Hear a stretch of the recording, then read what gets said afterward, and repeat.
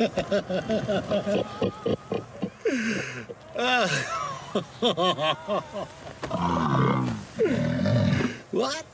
No.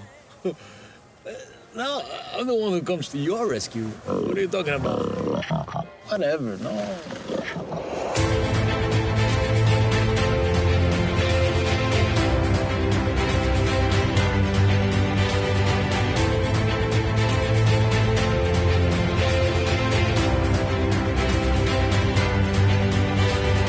Hello and welcome back to A Stark Contrast, where we discuss the differences and similarities from Marvel Comics to their MCU counterparts.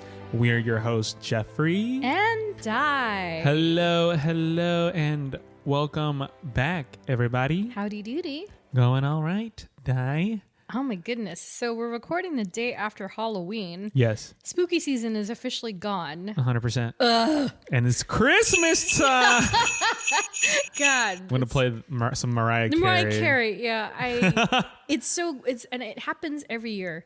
Because again, and if people who really know me know that like Halloween is my thing. Yeah. Like I love Halloween. Yeah. But just that I really go in on experiences and doing things and all the spooky stuff. And so I started like September 1st, but even then it still feels like it lasted all of 2 days and it's gone. Uh-huh. And I don't know, it kind of sucks, but yeah, I guess it's fine. I mean, yeah, I will say Halloween doesn't feel like Halloween like it used to, at least for me. No, I mean, I agree. as of recent years, Yeah. definitely like, at least for sure the last 5 years, I don't really dress up Yeah. or go. Sure. I mean, I went out one year, a couple years ago, but I don't really like go out of my way to be like, oh, what are we doing for Halloween? Like, so Yeah. yeah, I'm also just super lazy to make and do a costume. Sure. I get it. Like, Yeah. Yeah, it's tough. And especially on a Tuesday. And so it's like less initiative to kind of go out and do it. But yeah. yeah, no, it's good otherwise. I mean, yeah, I guess Christmas is fine. I mean, I get 2 weeks off for Christmas for work. I so. know. I miss that. I'm kind of like, okay, I'm looking forward to all the time off. Let's just say that. Because we do have daylight savings coming up, which is Sunday, tomorrow, if you're listening to this on Saturday. Oh my God. And we fall back, so we get another hour back. So it's the good one. Oh my God. And then we have Veterans Day coming up, and then we have Thanksgiving. Veterans Day? Yes. What the hell? I thought we had one already. No, probably Labor Day. Maybe. You're right. Yeah. And so, Dang. yeah, so we're chock full of holidays and time off. So there's an up. Definitely looking forward to that. In other news, or at least podcast news. So thanks to everybody who checked out our not live stream, but our like live recording. Our video. Yeah. Portion of the pod. Yeah. So for those of you who missed it, it is on YouTube. Probably gonna leave it there, but check it out. And it is also streaming audio only, where you get your podcasts. But it's our classic mini Marvel. We're just talking about all the good things. And yeah, thanks for all the positive reviews and excitement and all the good stuff. People seem to enjoy it, so that's really cool. I hope so. Yeah. Yeah. I mean, we're definitely down to do it again. If you guys like seeing our faces. I know. I forgot what somebody said, but they were just like, it's funny to actually see how we interact with the dialogue, and also like when some of the jokes that we do, and like your reactions, especially to things. Because like sometimes when it's just silent, people don't know how to visualize what kind of face you're making. Like I know, I know, and I react. But like for people to see that, like your reactions, genuine reactions, are pretty funny, as well as like the impersonations and all that. So I think it was Andrew was like, didn't expect to have a Mobius impression on my bingo card. And I was like, dude, it came out of nowhere. Like I couldn't help it. But yeah, like stuff like that, which is pretty fun. So yeah, we'll hopefully do it again sometime. And in the very least for mini Marvels, all things considered. And so Loki season 2, what episode we're on? This week was episode 5, I guess. So we only have one more until the season finale. And we're recording before episode 5. That's right. So we just did the whole Victor Timely thing, which was pretty incredible. And yeah, I don't. I have no prediction. I have no solid prediction. I know, which is really good. Yeah. I have no idea. Like after the ending of what happened in episode 4, I was like, oh. Because spoiler alert, he straight up died. Yeah. He's dead. Yeah. So I was like, oh. So what happens? Yeah, and I said to my friend who was visiting, I was like, I'm almost wondering, like, is there a version of this, like, spoiler alert, where Miss Minutes is like a variant of Ravonna? Like, is she a Renslayer variant in some way? And what is the possibility of that? And is Renslayer gonna turn and be the worst one? Like, there's so many ways that it could go. Yeah. Many of which I'm sure are going to be answered in this episode that just passed, that we're, as we're recording. So I don't know, but I'm excited. I'm sad to see that it's already ending. I know. But because after the finale, it's the Marvels. Yeah. So crazy. Last time we'll see Loki for who knows. I know. Speaking of Loki, so there was that thing that I mentioned in the mini Marvel, I think, or even our Kang episode about the Loki charms. Yes, the cereals. And there's also Spider-Man Wheaties for the game. And so I had to decide between the two. Like, if I were to have one. Were they not both available in store? They were. They were both available, but I was like, Wheaties.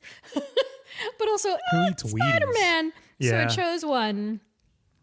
And I got Loki charms. Loki charms. Oh, that looks so sick. And so and I think it's cooler than the first one. My eyes.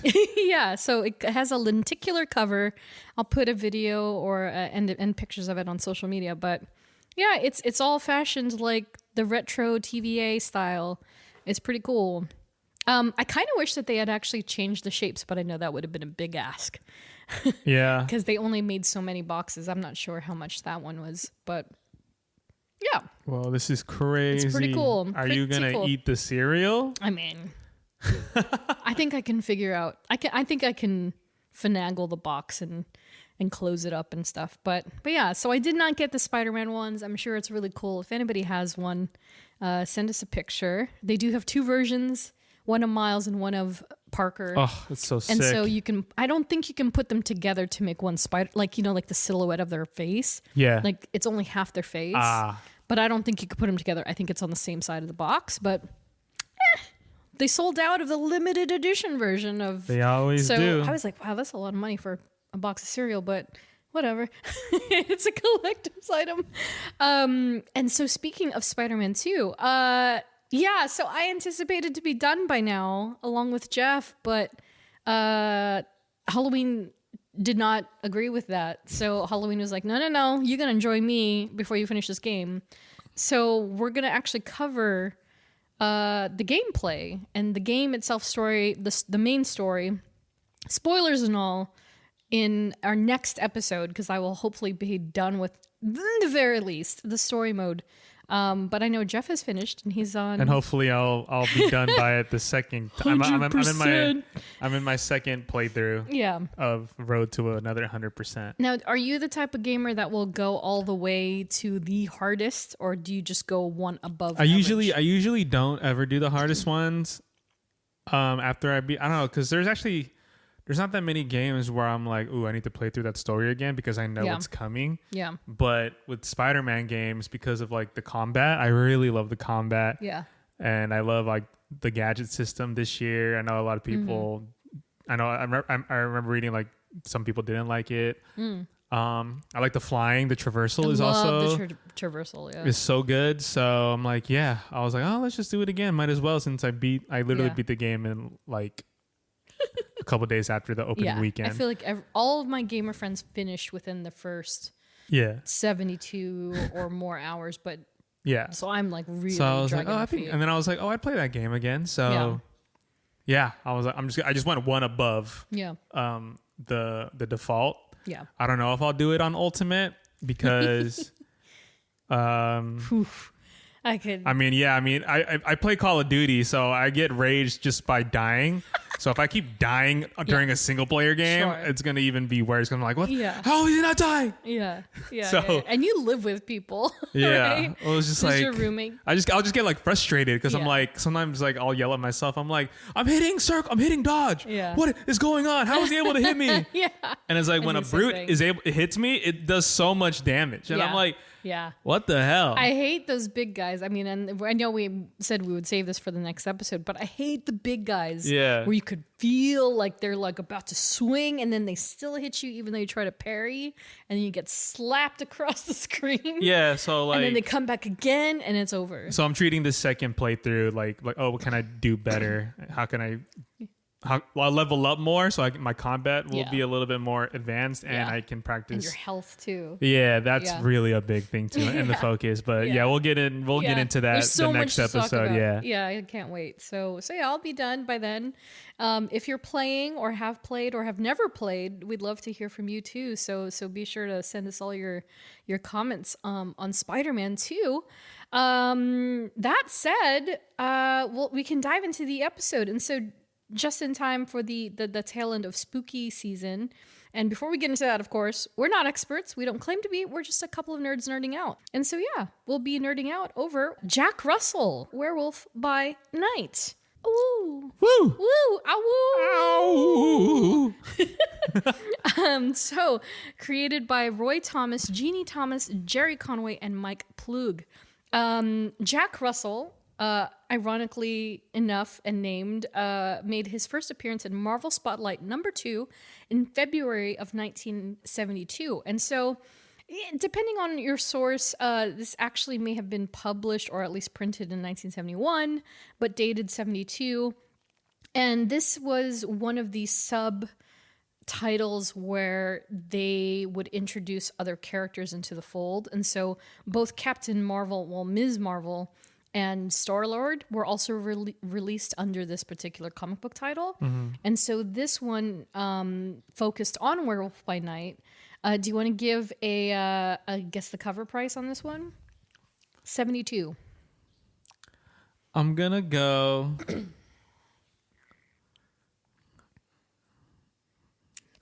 15 cents. Close. Not quite. A Higher? little under. You're under. I'm under? You're under. Oh my god. I know, it's interesting because like That is interesting, yeah. because like as we recall, like the 60s or 63 was about 12 cents. Exactly, yeah. And so you think, okay, 10 years later, less than 10 years later, it has jumped to 20. a whopping 25. 25? 25 Inflation, man. inflation. So here's the picture of the cover.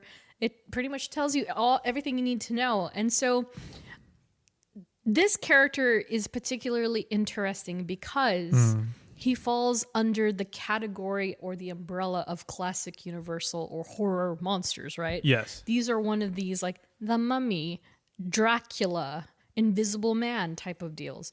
And so it was almost like an open, like public domain type of weirdness where a similar character was published under Atlas Comics in Marvel Tales number 116. And so that was back in 1953. So it was almost 20 years prior they actually introduced werewolf.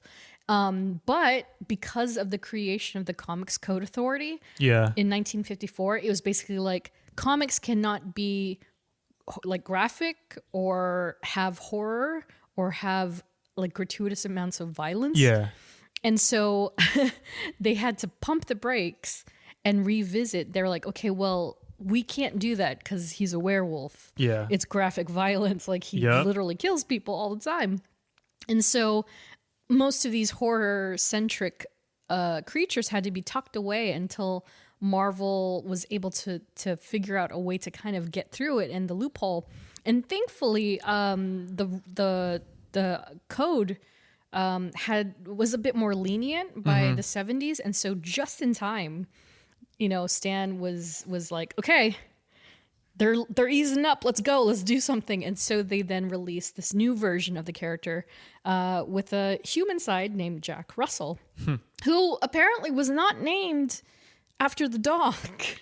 It was Wow. not. It was not intentional. You would he think. he just happened to be named Jack Russell. But we'll of course get into that because there is a bit more depth to that name choice. But as far as this comic value goes, the highest that I was able to find on Shortbox was a CGC 9.2 for $1,700.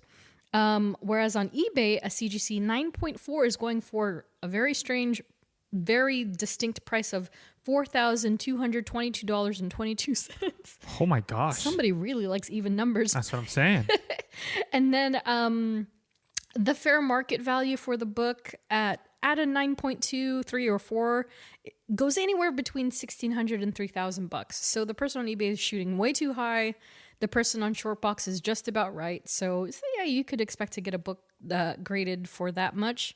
And then the lowest, somebody is selling a no grade version of it, no cover, no cover and no back cover, I think. For But it's $100, graded? it's so bizarre. Yeah, I still don't understand why people do this. For $100, Wow.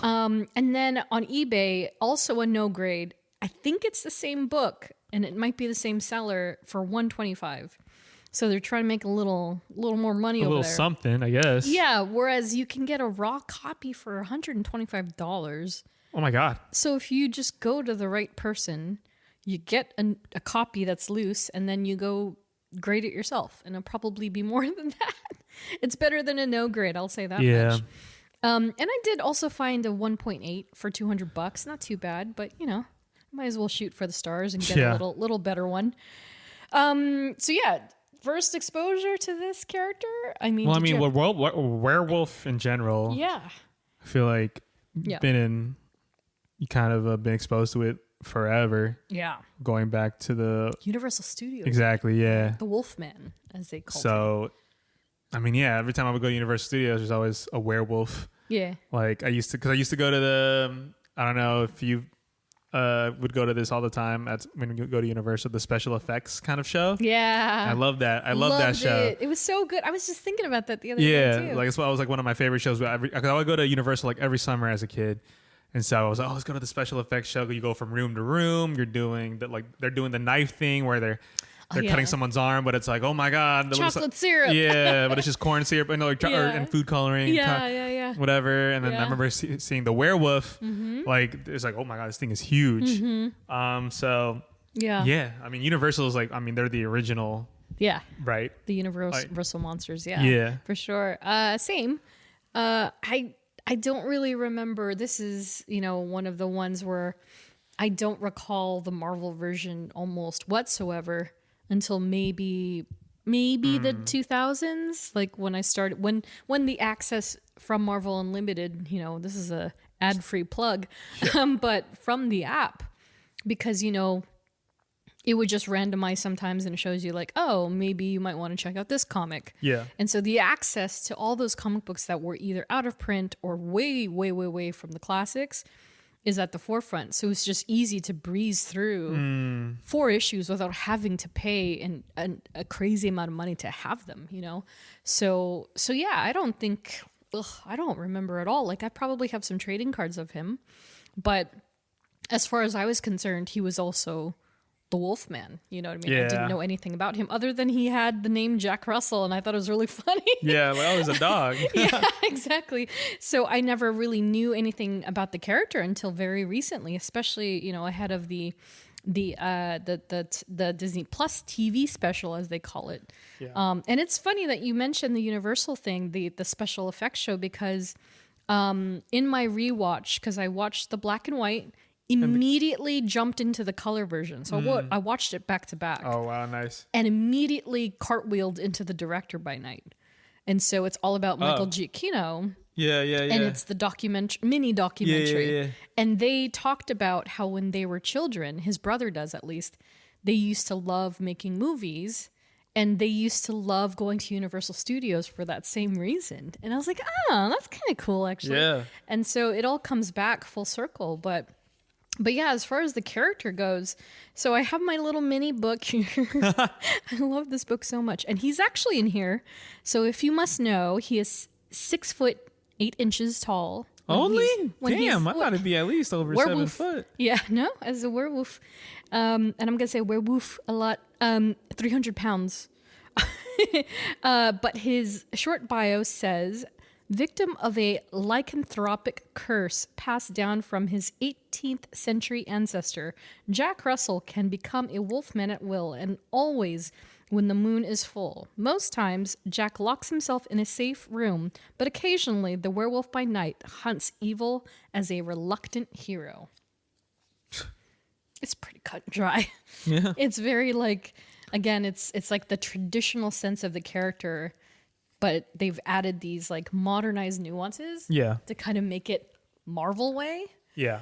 And so, yeah, we can get into that right now. So, as funny as the name Jack Russell is, his actual name is actually Jacob Russoff. And so, despite being which is very rare in Marvel Comics, a Los Angeles-based character, My gosh. Jack's lycanthrope lineage actually began as early as 1795, when a Romanian ancestor by the name of Grigori was bitten by a female werewolf servant of Dracula's. So this is like, I don't know about you, and I don't know if you watched like Dracula, all the various iterations of Dracula. Yeah. And Van Helsing and all that stuff. Yeah. So immediately, the tonality of these stories immediately comes to mind based on all that stuff. Immediately. So I hear like the thunder and it's dark and gray and all that stuff. And it really sets the tone for the story. And so Grigori was bitten by this werewolf servant who used to be like, I guess you could say, captive by Dracula. She got out and, they got into a squabble.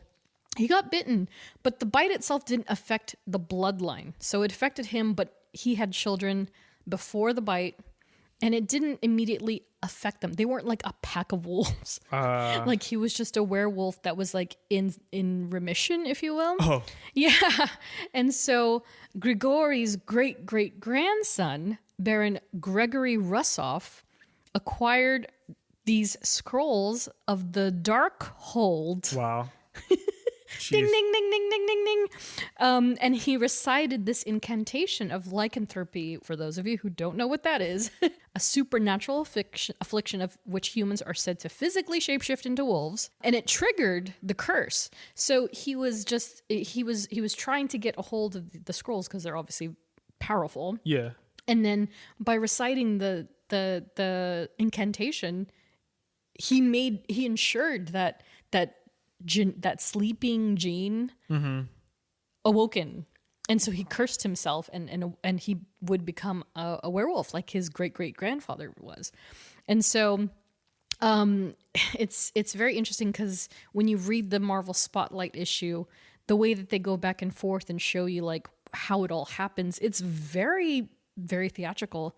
Like he's a wolf and he's got like shredded jeans and the mob is coming after him, at least Gregory, Yeah. And so they kill him. They inevitably kill him. And then the people discover, oh, it's the Baron. And so they tell his wife, who was pregnant with the second child at the time, like, hey, what the heck is going on? And she was actually American born. So she goes back to the United States with her children. And she then remarried a man named Philip Russell. And it's later revealed that Philip was actually Gregory's brother. Jeez. So Gregory and Laura married. They have 2 children, Jack and Lisa. Gregory dies. Yeah. Laura returns to America, marries Philip, who is Gregory's brother. So the children's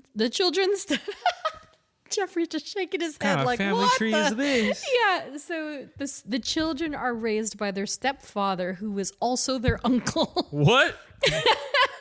Yeah, it's all kind of convoluted. weird. And Philip himself is also kind of shady. So what it came down to is that Laura and Philip were actually in a relationship before she met Gregory.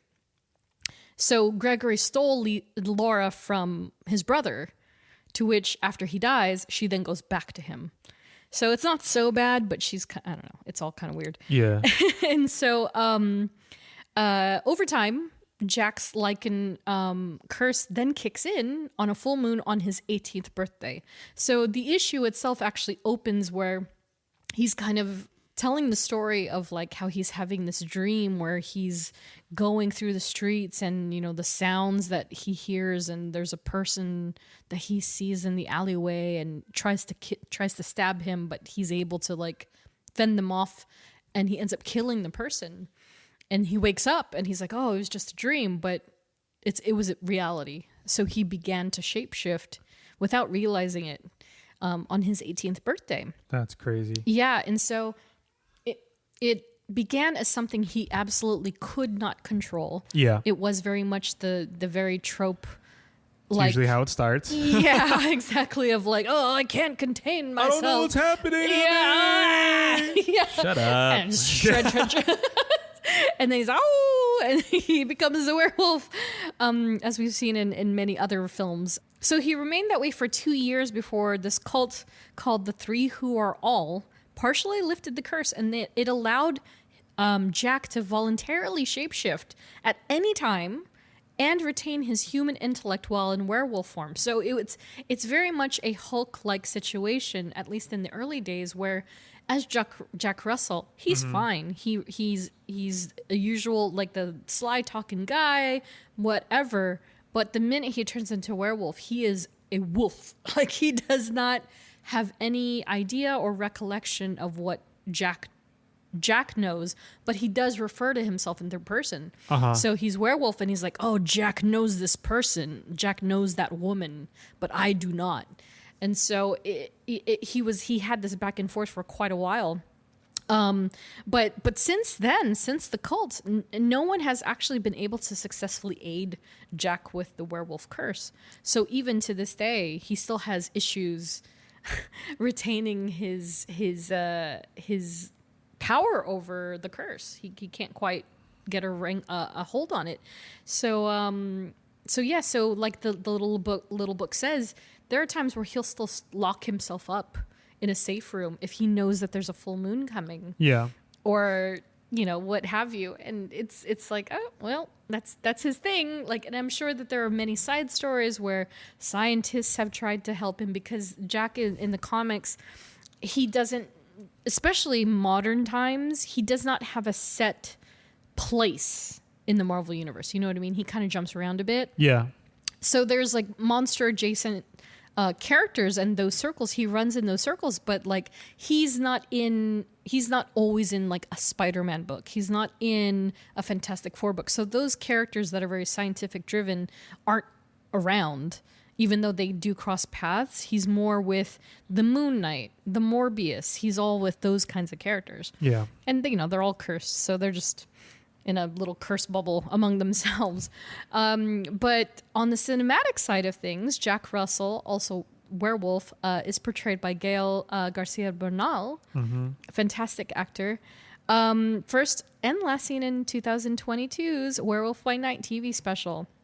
And so in the TV special itself, you don't get a distinct sense of his origin too much. In fact, like, you don't even know that he is lichen until, I don't know, 15 minutes in, maybe a third in. Yeah. Almost half. And so Jack is more or less introduced as a monster hunter who participates in a ceremonial hunt in order to win the coveted bloodstone. They call it the blood gem in the comics. It was the blood gem of the Bloodstone family. And then I think they realized, like, that's repetitive. Yeah. So let's just call it the Bloodstone and save the gem part. And so all these folks are trying to acquire this very powerful bloodstone, and it's more or less a supernatural relic of the family by the same name. And it's subtitled as a weapon like no other. So they don't really distinguish like what power it has, other than the fact that it makes whoever has it incredibly powerful. Yeah. And it doesn't have any direct relation with the stone, the Infinity Stones whatsoever. Yeah. It's just another gem. And of course, you know, in the special, little do the other hunters realize that Jack himself is also a monster afflicted with a curse or ability of turning into a werewolf. And he's just looking for his friend, which is really cute. I remember because for whatever reason, I was more familiar with Man-Thing, who is the giant monster, than I ever was with werewolves. So to see that it was him that Jack was attempting to save, like, really brought it home for him. I was like, this is awesome. I really loved it. Super wholesome. Yeah, super duper wholesome, because it's quite literally all he's trying to do. And of course it doesn't go so easily. And then I was going to say, we did a poll on social media, and I was very curious because I wasn't sure how people were going to answer, but I did put the question was, which version of this TV special do you like more? The colored or the black and white, color, or I haven't seen it yet. And 57% of people on Instagram said they hadn't seen it yet. What's happening here? It's only like 40 minutes. Yeah, it's like 52. 52, sorry. But it's less than an hour long. I think it's fantastic. But I'm very curious why people don't watch it.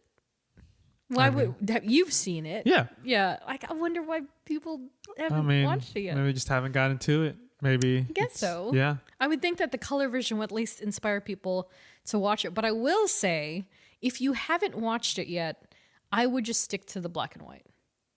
I almost wished I had watched color first and then black and white. Yeah.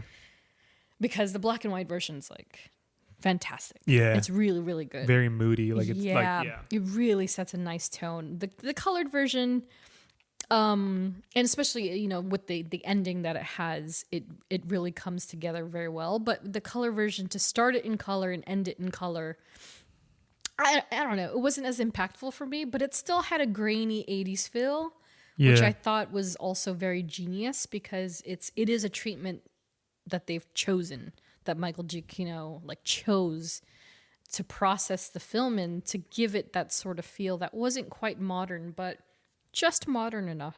Are you okay? What would you categorize as far as like the TV special goes? How did you enjoy it? How did you absorb it as a Marvel MCU fan? I mean, I always love, especially the not one-offs, but like something that kind of derives a little away from the main MCU. Obviously, technically, everything still is part of the MCU, but seeing something that's brand new, I'm always all for it. And it's it's easy to take in. It's not like it's like a series that, we're forced to watch. It's like, it's a special presentation. It was for Halloween last year, and it was like super cool, enjoyable, and seeing like their take on like classic kind of movie horror. And it was good. Yeah, a black and white version. I was like, oh, this feels nice. Yeah. And like now it's like, this now, and then at the end of it, it's kind of like, oh wait, this person's also, or this character's in the MCU now technically. So yeah. I think it's interesting considering that we just talked about, and we just had that question from Super Fanboy Guy about like, do you think Marvel should do standalone films? And Werewolf by Night is a perfect example of a standalone that doesn't necessarily interweave with the rest of the MCU, but could if they really wanted to. If they chose to, yeah. And it was also, again, it was something very different that deviated from quote unquote the norm. Yeah. That would be the MCU. And so for all those reasons alone, I love it. Like, totally love it. I thought it was really great. And it introduced us to a whole other suite of characters that we might have not gotten otherwise, right? Like, when would they have ever created something for werewolf? Like this alone, like just me talking about it, it's like, it's such a, people are always going to think of Werewolf in London, like even Michael Jackson's Thriller, like other things that have werewolves embedded in them over this. Yeah, but like in today's like scope of things, it's like a character like this would like only probably introduce like technically in like a movie. Yeah, like it's a cameo in the movie. Like, oh, who's that? And I was like, oh, it was Werewolf. And then we'll probably never see or hear from them again. Whereas in this space of streaming and you can do kind of whatever. It's like why not take this character that we have? Let's create a 50 minute special on it and see how it does, and like see like what kind of like the initial like feedback is, or it's like, oh, we can do this. And it's also like a stepping stone for filmmakers. Like you said, it's Michael Giacchino's first directorial debut. Yeah. So it's also like a thing too. Yeah. So why not? Yeah, which is really interesting because I don't remember why I didn't watch it last year, the Director by Night special, but it was very interesting in that he had a very similar approach as far as Kevin Feige came with James Gunn. So Kevin Feige, more or less was like, so James, who, if you could do any movie, who would you want to do? And James was like, Guardians of the Galaxy. And he's like, what? Like, are you sure? And so Michael Giacchino had a very similar situation in that Kevin Feige had approached him to do the music for something because he had already done many other suites. He did Spider-Man. He did the Tom Holland films. And so Kevin approached him about working on something else. And he said, hey, what is something you want to do that you haven't done yet? He's like, well, I'd actually love to direct something.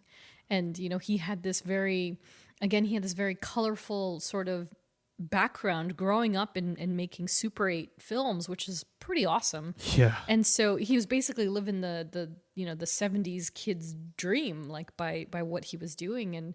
And he had a bunch of playmates. They would always make these movies, like in their backyards and in their neighborhoods. And so it was always something that he had wanted to do at the root of it. And so Kevin more or less gave him the opportunity. Okay, well, let's do it. What would you want to do? And he's like, Werewolf by Night. And Kevin was like, what? and Michael even said it was because when he was a kid, he read the comics. Yeah. So I thought that was really cool that he didn't, of all the characters he could have possibly have chosen, he did choose somebody that he thought was interesting, and I think he did a marvelous job with it. No pun intended.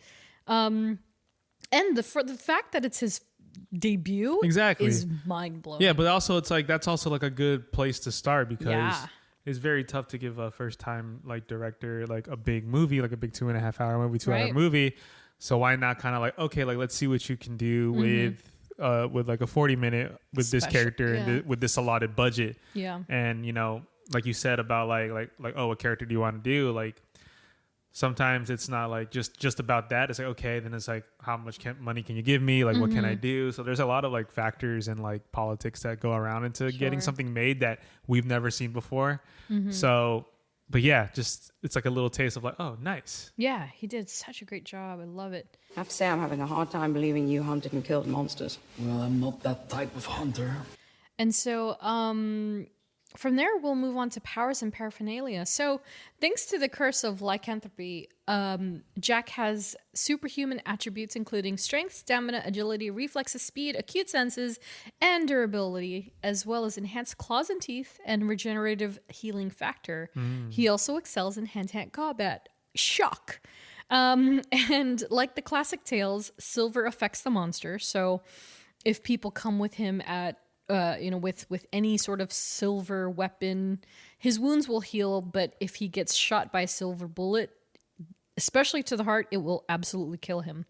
I think he's died a couple of times in the comics, but he's been not reincarnated, but he's been brought back to life, reanimated in some way, in a very classic monsters sort of method.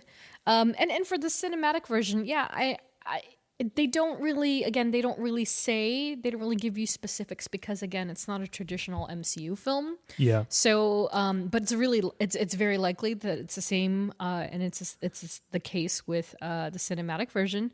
In its place, the Bloodstone has an adverse effect to the monster with Jack and like weakening him as the silver would. Yeah. So I think it's sort of like not a substitution, but like, let's just input this since it ties it more together than like silver. Let's hit him with silver. Like everybody knows that. Like whatever. Like we mentioned before, the Bloodstone itself, it just grants the wielder increased strength and longevity. So even though when they would put it on the monster against its will, it's weakening them. But if it's just a human bearing it, they become powerful. So we see that throughout the film, and unfortunately, it affects him adversely. As for his aesthetic, originally Jack looked more like the classic Wolfman of 1941, and as in the TV special, which is it's interesting because I wasn't sure how it was going to pan out, right? Like from his first appearance, here's a picture for you, Jeff, and he just like it's very.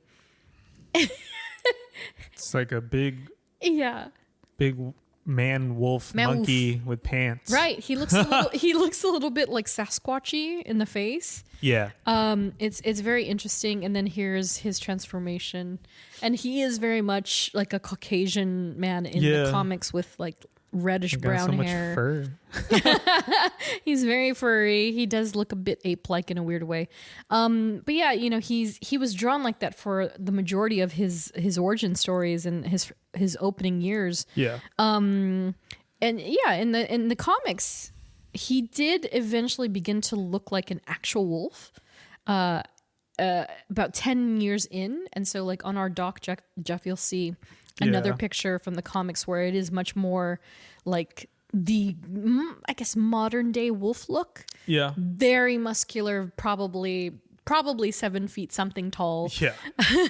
And so this sort of look, this picture is actually not of Jack specifically, but he does look like a wolf like this after his appearance in Moon Knight number 29 in 1982-83. So that's, I think it's a 4-issue or 3-issue crossover where Werewolf very seamlessly guest stars in the Moon Knight comic when it was drawn by the great Bill Sienkiewicz. And so it's very gritty. Bill Sienkiewicz is a very scratchy sort of artist. He's very jagged, and so his aesthetic fit perfectly with Wolfman with Werewolf and Moon Knight. And yeah, and it's kind of that whole occult like tone that brings the two characters together perfectly too. Yeah. Because you know what, Moon Knight, you get the mummy, the Egyptian lore, all that good stuff. Yeah. And then the schizophrenia on top of that. Like there's a lot going on. Don't even get me started. Yeah. So it's a lot of that goodness. And so yeah, it's definitely one to check out. And then of course the MCU version, he's a bit more like the original werewolf, where he's kind of got furry curly hair and he looks a little wolfy in the face, but he's not too wolf-like. He's still human in some aspects. And there is one major detail and Easter egg of the cinematic version, and that's the markings. And so from the beginning, you kind of get, like, you're like, what is the deal? Because he has these white markings all over his face. Yeah. And so it's a callback actually to one of Jack's comic book origins, where a devil worshipping cult led by a character named Scholler Belial tried to sacrifice Jack for a satanic hunt. And so this is when Moon Knight comes in and helps him. Jack managed to escape, but he then, he's adorned with these tattoos that remind him, like, someone's always going to come after you for your power. So don't forget. So in the comics, he actually has like I believe it's a crest or a half moon or crescent moon on his forehead. And then he has another moon on his tattooed on his chest. So it's just a reminder. It's more or less a reminder. So it's interesting that they would give it to the cinematic version, because then that sort of, if you know, you know. But it also alludes that there's more to him already that's already happened. And so the version we're being introduced to is seasoned already. He's past his origin story, and he's already kind of comfortable being who he is and with the curse. And of course, a shout out to Maya C. Rubio, who's contributed to many of the MCU costume designs by now, including the Thor films as well as WandaVision, and she did the work on Werewolf by Night. And from there, we'll go to family, friends, and affiliations.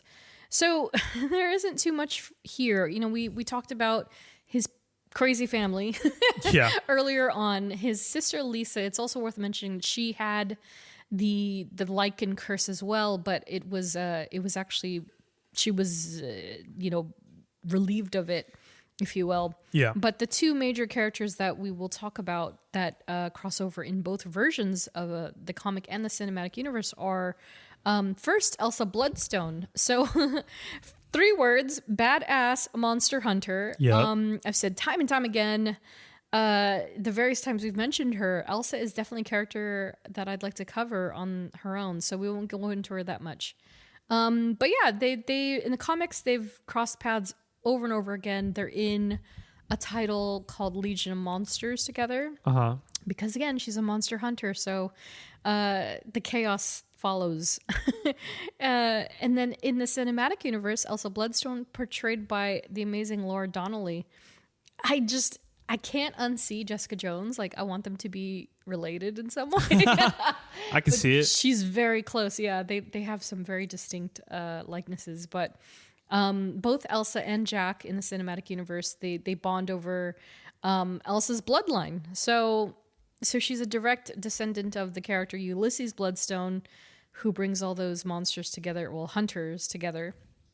And then, of course, they become allies the minute the hunt starts. And then that part where Jack is learning her scent, like, kills me. It's just like Gael Garcia, like sniffing the hell Yeah, out it's of like, her. who are you? Yeah. Yeah, he's like, I have to remember you. But I loved the way that she was so spicy and British. Like, I love the fact she's British, of course, but Yeah. super spicy character, not unlike her comic book version. And it's interesting, that part in particular is very interesting, especially as a comic book reader, because he even says it in, it's like the tattoos, right? He's kind of calling back to stories that have not been told in the MCU yet, but do originate from the comics. So he says that only one person, she said, like, has this worked before? Yeah. And he goes, only once. And then you're like, who was the one? Like, Yeah. who is it? Who tell us? And they never tell you. Yeah. But in the comics, it's this whole other thing, which we'll get to shortly. But the other character worth noting as far as his friends and affiliations go is Man-Thing, a.k.a. Dr. Theodore Ted Sallis. And so in the comics, this is another one we can get into eventually, because he actually does have a really cool origin story. It's very similar to some of our other characters that have dealt with science. And so Ted was a young biochemist who worked with colleagues in an attempt to recreate the super soldier serum. And so he worked with familiar names like Dr. Bobby Morse, who is Mockingbird, as well as Dr. Kurt Connors, the Lizard. And so for Ted in the story, he injects himself with the version of the serum that he has in an attempt to stop thieves. So they were trying to steal the work. They came in, they were trying to resell it. And he's like, oh, I can handle this if I take the serum. Yeah. They can't steal it, and also I can stop them. But unfortunately, he failed big time, and he instead changed himself with equal parts science and magic, and he fell into a swamp, and then he became the Man-Thing. So funny. Yeah, so it's kind of like he tripped over his own shoelaces type of deal. And then, whoop, ba-ba-ba-bam, he's a giant Man-Thing. And Ted also was once a member of the Legion of Monsters alongside Werewolf by Night, the Manphibian. Man, oh my God, these names, man. So good. Cantu, the Living Mummy, and Morbius, the Living Vampire. Wow. Yeah, that's a great boy band right there. And then, of course, in the cinematic end of the spectrum, Man-Thing, a.k.a. simply known as Ted. It's funny because, like, you think it's a joke when he's like, what does she say? Like, what do I call him? And he's like, his name is Ted. Oh, yeah. And you're just like, what? Like, really? Like, yeah, Ted. Yes, Ted. But yeah, his name is Dr. Theodore Sallis. So he is a Ted. And so performed by Carrie Jones for the motion capture, and the editor of the special actually provided his vocalizations, Geoffrey Ford. Nice. So that's pretty awesome. I was like, Yeah. wow, can you imagine? They're like, is there anything else you can do, Jeff? And he's like, I can sound like a horse. And they're like, great. And so he sounds like those sounds That's he funny. does. Yeah. And he edited the special. I mean, yeah. I mean, That's it sounds about amazing. right. Maybe he was editing. He was like, oh, I need a sound for him. And he was like, Yeah. I'll just record. That's a very editor thing to do. That'd be amazing. You're like, oh, I need something to just put a sound in there, and then you're like, oh, I'll just do it. That's so cool. And then it end up being like, oh shoot. Yeah, that's awesome. I love Ted. Oh my god, he sounds great too. I think he did a great job. And so yeah, of course, Ted himself, Man Thing, is just another fellow monster being hunted by those trying to get the coveted bloodstone. And I forgot I wrote this. He's his own version of a sweet baby swamp thing and lovable at heart, because he really is. He's just like a big swampy swamp. Yeah, He's get like out of my swamp. Swamp Groot. And then, it's worth mentioning that from Iron Man to Moon Knight, Jack has also teamed up with various superheroes and teams, including the mercenary group known as Night Shift, and of course, the occult-adjacent Midnight Suns, which is another buzzword group that we have been hearing a lot about. I know. So many groups. Yeah, because if they did that, that would easily be Punisher, possibly Doctor Strange, possibly Iron Man. No, Blade, Moon Knight, and him. Yeah. Would be pretty tight, man. I don't know. And Elsa, if they wanted to. I suggest we just pass each other by. For love interest, so Jack has also had his fair share of flings for comic book fodder. Fling or not, he was once found in bed with Deadpool's wife. So Deadpool is married. So hilarious. Yeah, he's married to Shikla, which resulted in a comical blow off of his head. So he basically grabs a gun and he blows off Werewolf's head. That's so funny. Very comical version. So he dibble dabbles in that world a bit. Again, it's the occult adjacent. So that happened, but he's also had an actual affair with Martine Bancroft, a.k.a. Morbius's undead girlfriend. It's so funny. So this whole like vampire horror side of right? It's so cool, but it's also like I want to see them all together. But again, Sony has their grasp on Morbius, so we won't really get him, which is unfortunate because I think they could do some awesome stuff. But there is one in particular that's worth noting as far as the comics go and his love interest. At first, I was like, God, is there nobody? I couldn't recall. And I was like, oh, there's one, and her name is Topaz. And so the character herself, she has unknown origins. Topaz was raised by a sorcerer named Taboo and joined Jack on many of his quote-unquote adventures in adulthood, even beholding the power to control him as a werewolf at times. So she had the whole like, sun's getting real low, big guy. And she could control him when he was a wolf, which is unheard of. But again, occult adjacent. So if you're raised by a dude named Taboo, chances are you might have some sort of power or incantation that can control a werewolf. And so while she wasn't able to lift the curse entirely from Jack, she was successful with his sister Lisa. So she was the one that actually like removed the werewolf, the lycanthropy from his sister, but she's not as lucky when it comes to him. She can't do it for some reason. Maybe it's, I don't know, something in the male genes. I don't know. But Topaz has also had her fair share of run-ins with the mystical side of Marvel, having ties to Doctor Strange, Dormammu, and even Mephisto. When is he coming to this? But so see, funny, man. That's even more to add to the pot, right? All these names are all occult adjacent. It's just so much going on. So it's so it's like forget about multiverse. Like there's still room for all these characters to come together in some way. Do you ever wish that maybe like, I know us having a podcast on the MCU may think that we're MCU biased, but we've had our fair share of criticism on this pod where we are like, we criticize the MCU. Yeah. Instead of like everything connecting, everything exists in the MCU. But what if it was just kind of like how Werewolf by Night is, where it's just, that's it. And like, they like it doesn't have to, because people are always like, oh, where's the other superheroes in this? Or what are they doing? So what's happening? Like, why aren't Thor and Captain America? Some like that. Like, but it's like, okay, if this just exists somewhere else. Yeah. You know, it's like the whole like, you know, the New York thing. It's like, this is happening in New York. So where is, you know, They even say it in Secret Invasion. Yeah. Like, they're like, where are the Avengers? Where is everybody else? And it's kind of like, I just think people should just be like okay of like it's fine if they don't like show up, like they don't have to. Like, it's just his own singular story. So like, what if this story just remained how it is? It's like it is the story of werewolf, and then but in this microcosm of a universe, it's just Mephisto and Dab and Elsa and everything. But like, they don't have to bring out all these other bring in all these other characters. I'd be okay with that. I'd be 100% okay with that. Yeah. Like, and it's kind of like a subdivision, right? Like a subgenre of like, instead of big picture, and maybe this is what Super Fanboy Guy meant.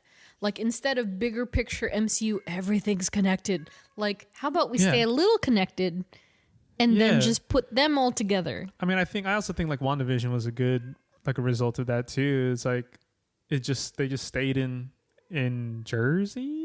Jersey? Was that Jersey? I forget, dude. Small town. It's been a minute. I know, but it's just kind of like, but it was okay that it was just happening there. Like, yeah, it was noticed globally, but it was just like, but there still was like a full circle moment. So like, I just feel like maybe like that's like the route they should go. Yeah, in my opinion. Yeah. Or even like the Hawkeye thing, like even Hawkeye, like I think that those Phase 4 shows were solid. Like if you didn't like them, it is what it is. But like they were solid. They were like contained. Yeah, they were very contained. Yeah.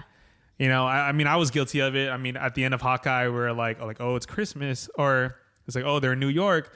Like Spider-Man would be good to just pop in here. Like I was guilty of that. I was like, oh, like that's crazy. But then it's also like he doesn't need to be there. But I know there's also like like people are also very logical. They're kind of like, wait, like how is Spider-Man like not like noticing this, or how is, you know, because you know it's also Fisk, so it's also like hello, but which I get, which is totally understandable, but it's also kind of like like I don't know, like I just feel like just let people tell the stories like for what they did. Don't have to always try to find like a way in to bring in somebody. Like there's always going to be a way in to bring any character, always. And I think that's like also the positive of the MCU. There's always going to be room for a character that maybe you can just throw in there. Like with like Yelena. Like it made sense for her to come in there. So it's like, but I don't know. Yeah, I think they could do the same thing. They could approach it so like that, you know. And it's kind of like, I mean, the speculation even continues, right, with the Eternals and how at the very end, like, you know, like, oh, we might get the Black Knight, you know, with Dane Whitman, right? Yeah. And of course he has the sword and all that good stuff. And it's like, okay, he's a great segue into the occult as well. And so all these things are like, oh, you know, like who was it at the end? Who talked to him? And it's like, well, it might not be anybody. It really might not. It might have been just somebody who was like, I don't remember what he said, but all these opportunities to have these like, again, incredibly subgenre, sub-niche like characters come together in a way that doesn't have to lead to a big baddie. Like they don't have to all then come together and fight Dormammu. Like, you know what I mean? Like they don't have to. They can just have their own side quest of fighting a smaller big baddie. And I would be great with that. Yeah, like, that'd totally be dope. Fine, man. Yeah. You know, shorten the budgets. Yeah. Obviously, like, I was just talking to Dai today about the variety hit piece on Marvel, and it's very like, it's very fair. Like, like spend a lot of money on the way they've been doing things for the runs of show and how they're pumping out all these shows, how much money they're spending on shows, and you obviously can see the quality depending how you look at it. Yeah. So it's like and because everything is pretty much Marvel, you know, now, and they're just pumping out content, so it's kind of like, I hope they realize, and I think they have realized in some capacity of like, okay, maybe we need to kind of like step it up or step back, dial it back, and like really see where we want to like aim with things. But obviously, control what you can control. Obviously, with the strikes, at least with the actor strikes still going. Just dial it back and kind of just, I don't know. I feel like. Never feel like you have to reinvent something if something ain't like broke, you know? Exactly. Like obviously there are factors you can't control, like with COVID, the strikes. Now you're trying to kind of like get back into swing of things because of COVID, and then now with the strikes. But then also like you've announced all these things. but has been no traction. So it's kind of like where do you go? Like where are we go? Like where are you going? What do you want to do? Like don't feel like you have to rush things. And then this whole like, they reconsidered bringing back Iron Man and Black Widow, and I'm like, and I was like, they literally have Yelena Belova. I was like, oh my god, yeah. Like people know like I love Marvel a lot, but then I'm also like I know when to be like no. So like when I read that today, I was like, dude, please, like no, stop. You either die a hero or live long enough to see yourself become a villain. That's exactly right. Where were we? I know that was like we were at the tail. That was almost like a borderline rant, yeah, and of like a self-realization of like, see, this is where we're going. But we're talking about like how this probably, if there was like this own microcosm of like horror comic characters, it'd be great. Like damn, like what if there was like a few month run of like it's the werewolf special, and then there's like a man thing special, right? And then they form the Legion, and you're like, what? That's crazy. That's exactly what they should do. And then you just end it, and that's it. You don't have to bring it up ever again. Yep. And it's like people, what happened? And then people are gonna be like, well, what happened to them? It's like, that was it. Yeah. It happens. It done. They did their thing. Because again, people have that expectation of like, oh, we get Captain America for 10 years. And it's like, well, no, it doesn't go for every character because people don't want that character for 10 years. But also those deals were made at a time of like where the time. MCU still had to prove themselves. Yeah. And also just contracts were different. Everything was different. So I think people have a hard time grasping that. That was the format then. This is exactly why there are strikes right now. Like it's the same issue, and it's also so that they don't get to impose Chris Evans's face on Captain America without his consent for 10 more years. You know, it's a lot of that, and it's unfortunately people are just like, well, I want to see. It's like, well, can't please everybody. I just feel like, but I know MCU, Kevin and them, they have like they have. Yeah, like how they want things pan out, but yeah. So I would love that they realize that there is like value in doing this subgenre, self-contained stories. Yeah, I don't think it's gonna happen, but I don't think it'll ever happen. But I mean, I will say, I think today after reading that Variety piece, and I think there was that book, that timeline, MCU timeline book. I have it right here. Yeah, I just got it, and I would see some highlights from Twitter saying like. Oh, like, so, like, this is can't, whatever. So there was, like, a small part of me that, like, said, I was like, oh, man, this is going to get too confusing. Like, this is going to get, it's the comics. It's going to get pretty overwhelming. And which is also fair, because that's how the comics are. Yeah. People are saying, like, oh, my God, like, everything's so confusing. And it's like, da-da-da-da. But then you look, if you go to the comics, and then it's like, but I think that it's another thing of, like, people just need to let it go. Yeah. Like, if they're so hell-bent on finding the errors, that's what leads to the if you're nitpicking things to the Earth universe number, you're kind of like, where the self-destruction is. Like, what are you trying to do here? Oh yeah, dude? And so that's why people are just like, people forget that this is still 2012 Loki, like you know. And I have to keep. It's all of it in hindsight is not that complicated. It's just that they've also done the thing where they're ahead of us. Yeah. It's 2025 in current time Marvel, so they're also doing that. But I just think I think everybody's having over anxiety issues with everything. But yeah, give us the Legion. Screw it. Give us Morbius. I would take Morbius at this point. I still think Morbius wasn't even that bad. I think what's his toes, Doctor Who boy, was actually the worst person in that film. But I think that this is the part of the corner of MCU that they're missing out on, because I think Werewolf is also incredibly good. Yeah. But like our own listener said, 57% of them didn't even watch it, which is unfortunate because it's so good, it's short, and it's self-contained. So if Marvel wanted to even do it, unfortunately the people aren't listening, and so it's or watching, and so it's kind of like, well, I don't know. So, you know, corporations, they see the big bucks, and unfortunately the right way doesn't always win at the end of the day. Yeah. You hurt? Can I help you? No. Okay. But in other news, we were talking about Topaz. So yeah, she has had many of a run-in with other mystical and occult adjacent characters in the comics, but we don't see her in the MCU whatsoever. But I do believe, like I mentioned with Elsa, that I believe that the one person that Jack mentions that he remembered as a werewolf was Topaz.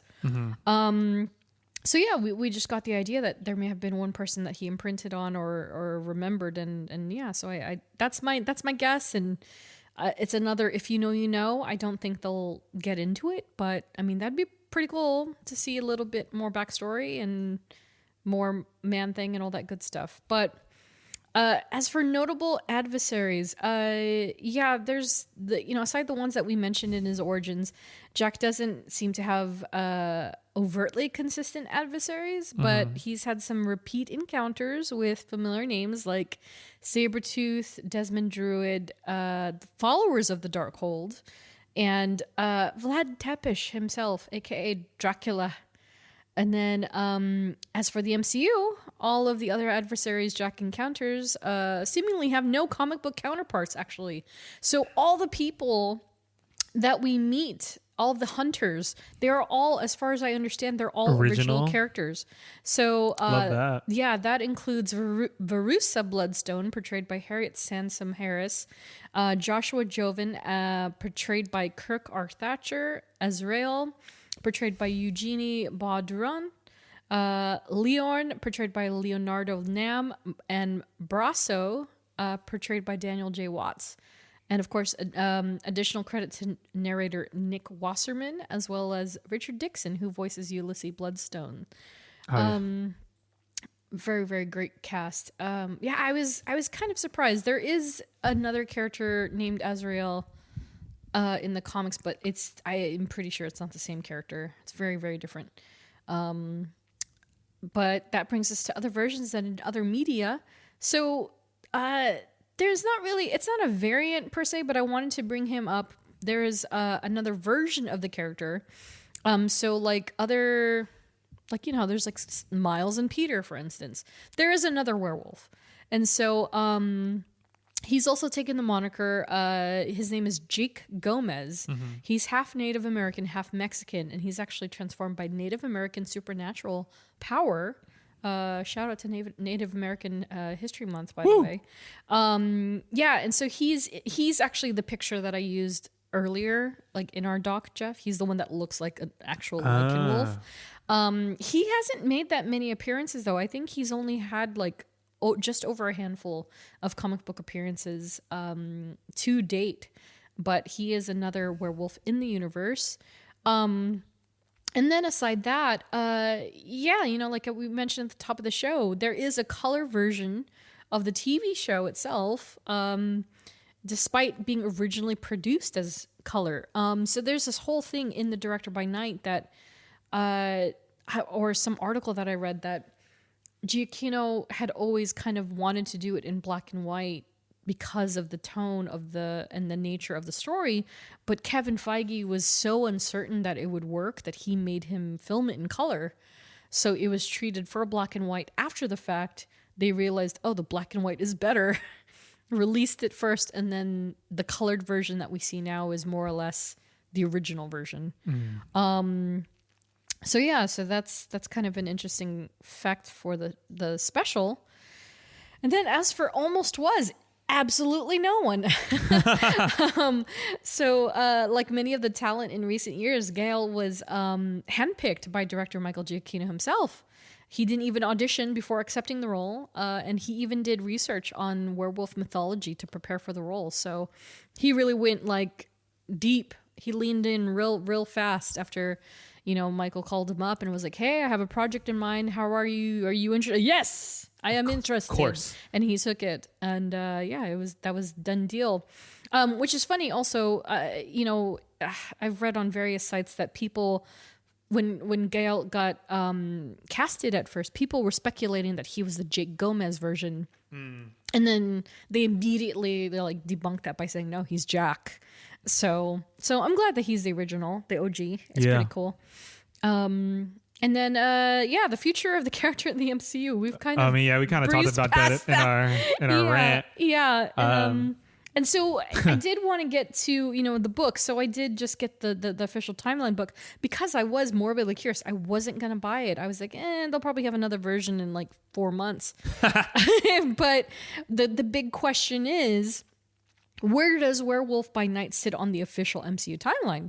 So a number of theories online by, armchair sleuths have been put into place considering the year is never displayed in a definitive detail or spoken about by any of the characters. And you can't tell. You just can't tell. Like the black and white, you're like 1829.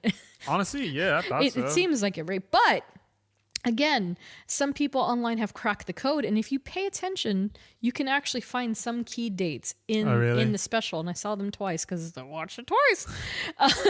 But if you look in when Elsa and Jack get stuck in the mausoleum with all the tombs, right? Yeah, yeah. You see all these tombstones, these headstones, and you can see that some of them have dates.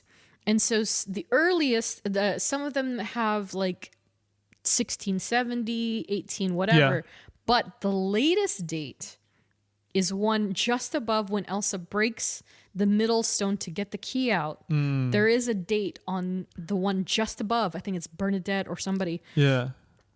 It said died 1986. That's interesting. So that places the film at the earliest in 1980s. Because I was gonna say, how can you tell from a grave from a cemetery? But it says like dead. It could go from died. like 17 whatever. To, but if the earliest or if the latest death that's there, exactly, is an 80s, and it said died 1980s, then there it is. So either right? they're in the 80s or about they're entering the 90s. So it could be. Yeah, that's crazy. It's very interesting, and so there's also because it doesn't look like I legit was like 1800s for sure. I dude. like this is one of them old timey things, like for sure, and it comes off like that. Exactly, especially if you think of the comic book origins as well. Like maybe he's not Grigory, maybe he's not his great grandfather, but it's that's how far the story feels. Yeah. And so in the actual introduction, so they open the entire series itself with a picture of the Avengers, and it leads down to these hand-drawn like historical notes, right? Yeah. And so on the page of Ulysses' death, so it's the last page of the journal that they actually show, the words "Etto cidor in ultima plenilunio anni." Nice. Thank you. That's for my Latin friends. I hope I didn't screw it up. It translates into "and is killed on the last full moon of the year." So that's another indicative point of like, okay, so where was this last full moon? So with its timeline placement positioned after Thor: Love and Thunder and the notation that Jack will turn into a werewolf on the first full moon of the new year, it's then deduced that the first full moon of 2026 is January 3rd. So 5 nights prior to that is December 29th, 2025, which is when the special supposedly takes place. That's crazy. So to correlate that finding, I bought the book to see if it matched up. Do they say? It says. Oh, they give a date? It's interesting. We'll get to that in a second. So it says like, okay, I have the book in my hand. So let's say, okay, we're in 2025, right? In the MCU? In the MCU, we're in the 2025. And so Kamala Khan becomes Ms. Marvel. Mm-hmm. Thor, Love and Thunder occurs. Yeah. And then you turn the page. You turn the page again. And it says fall 2025. The hunt begins.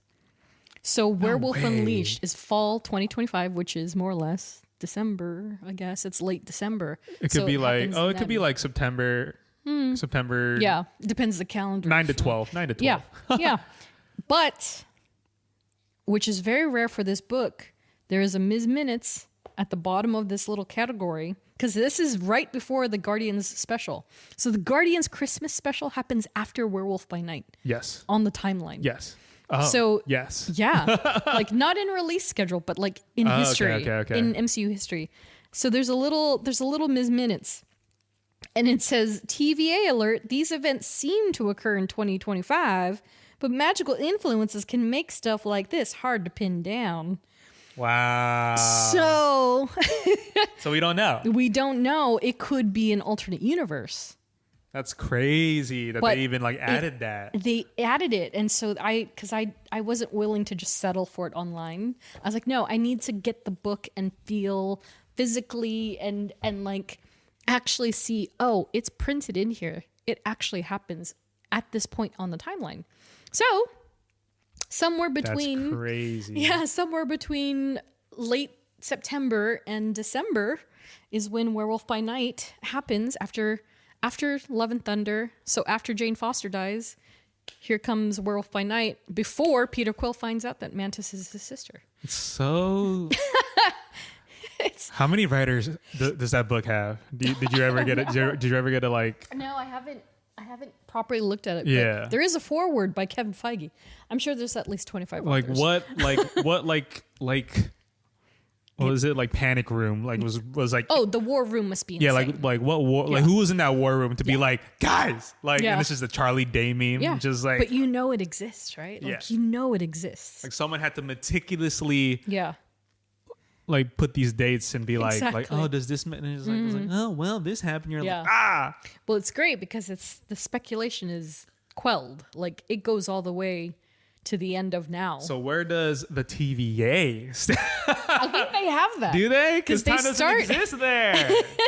That's a trick question, right? That is Because a at trick the question. very end, so this all happens, right? I'm gonna flip through this book. This all happens Gee. in chronological That's order, like right? 13 years of just. But it starts. The timeline itself starts in this book, 5000 BCE, Eternals. when the Eternals arrive on Earth, Ah!